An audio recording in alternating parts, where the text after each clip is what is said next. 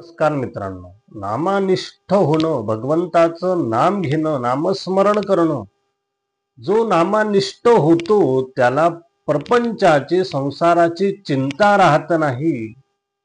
हे सत्य असतंच. आणि ते का असतं तर नामानिष्ठ जो आहे, जो होतो, जो नामस्मरण करतो, नामजप करत असतो, अशा व्यक्तीचं नामानिष्ठ होणे मांडी जो प्रपंच, जो नामानिष्ठ आहे परंतु प्रपंचामध्ये आहे, संसारामध्ये आहे, पण तो नामानिष्ठ आहे, सतत नामस्मरण भगवंताचं करत असेल तर तयाचे भांडवल हरीच पूर्वी. मग त्याच्या प्रपंचाला, व्यवहाराला जे काही आवश्यक असतं ते सर्व काही पुरवायची सर्वस्वी जबाबदारी ही भगवंताची असते. त्याचा लागणारं भांडवल हे भगवंत पुरवत असतो. जो व्यक्ती नामनिष्ठ होत असतो, नामाला इतकं महत्व का आहे? कारण नामाला जेव्हा आपण स्वतःला वाहून घेऊ तेव्हा प्रपंच आणि संसाराची काळजी आपल्याला राहत नाही, भगवंत त्याची व्यवस्था करत असतो. आता व्यावहारिक दृष्टीने विचार केला तर कसं होणार, ते कसं होणार हा विचार आपण करायचा नाहीये. आपण नामानिष्ठ व्हायचंय, तशी बुद्धी इतरांप्रती आपला दयाभाव उत्पन्न होऊन आपलं ते कार्य घडायला लागतं. ते कसं होतं हा विचार आपण सोडून नामानिष्ठ होणं गरजेचं आहे.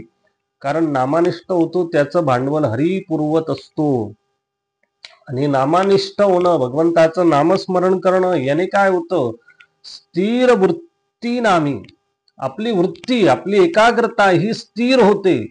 आणि जेव्हा वृत्ती स्थिर होईल तेव्हा एकाग्रता वाढते. आणि त्या एकाग्रतेतून आपण जे कर्म करू त्याचं फळ हे मोठ्या प्रमाणात प्राप्त होत असतं. आणि मन निर्मळ, मनाते मिळे उभारी.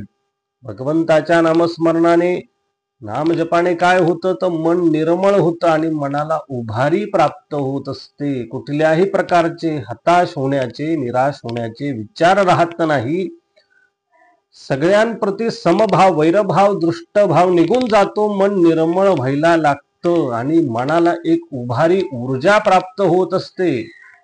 संकट आपत्तीचं निरसन होत असतं. येत नाही असं नाही, येतात, पण त्यातून, विपत्तीतून बाहेर पडण्याचा मार्ग नामनिष्ठाला लवकर प्राप्त होत असतो.